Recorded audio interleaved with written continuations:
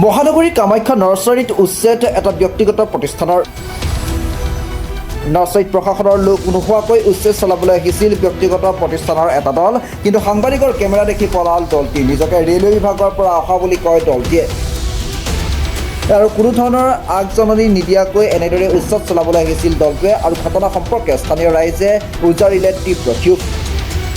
উক্ত ভূমিখিনি অতদিনে কামাখ্যা দেৱোত্তৰ বৰ্ডৰ বুলি জানিছিল স্থানীয় ৰাইজে, কিন্তু কোনো ধৰণৰ আৰক্ষী প্ৰশাসনৰ লোক নোহোৱাকৈ লগতে কোনো আগতীয়াকৈ জাননী নিদিয়াকৈ ব্যক্তিগত প্ৰতিষ্ঠানে নাৰ্চাৰীত বুলডোজাৰে চলোৱা উচ্ছেদক লৈ তীব্ৰ ক্ষোভ উজাৰিলে স্থানীয় ৰাইজে।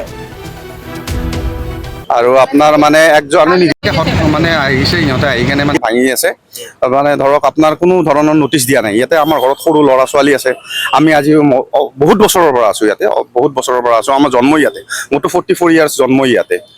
আৰু ধৰক ইহঁতে মানে জোৰ জবস্তি কৰি ভাঙি আছে। ধৰক মানে কোনো ধৰণৰ মানে আগজননীটো দিয়াই নাই। ৰেলৰ পৰা আগজননী দিলে আমি ধৰক যদি আমি অবৈধভাৱে আছোঁ তেতিয়া আমাক অবৈধভাৱে কিয় উচ্ছেদ কৰি আছে? এই মাটিখিনি কি মাটি?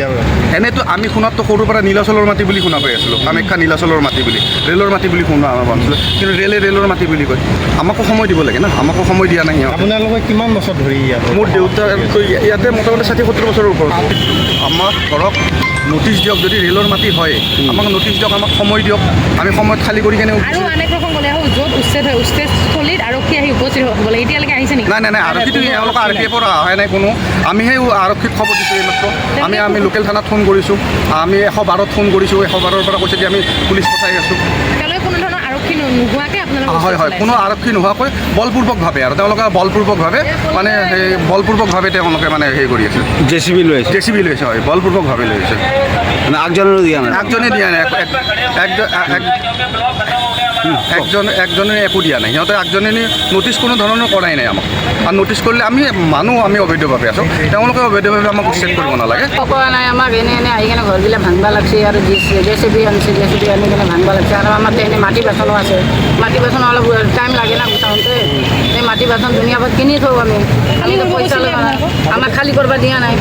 আজি ৰাতিপুৱা আহিছে, কৈছে কি আমি ভাঙবা আহিম, JCB লৈ আহি আছোঁ। খানা কৈ কেনে গেল আৰু আনলাই JCB। আমি কেনেকৈ মাল খালী কৰিম? আমাৰতো পইচা লগাই কিনি থৈছোঁ, এইগিলা আমি কৰি কেনে খাই আছোঁ। আমাক 10 দিন, 1 মাহ, 2 মাহ, 6 মাহ আমাক টাইম দিব লাগে, তেতিয়াহে ভাল হয়। আৰু নটিচ নিদিলা, কাগজ একো নিদিলা, একো নকলাম আমাক। এতিয়া আপোনালোকে কি বিচাৰে?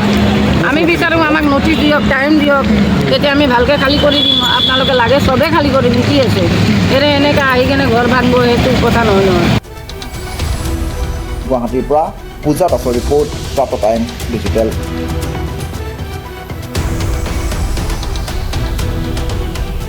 শদিয়াৰ পৰা ধুবুৰীলৈ, বৰাকৰ পৰা ব্ৰহ্মপুত্ৰলৈ সকলোৰে মাজত চিনাকি এটা নাম প্ৰাতঃ টাইম।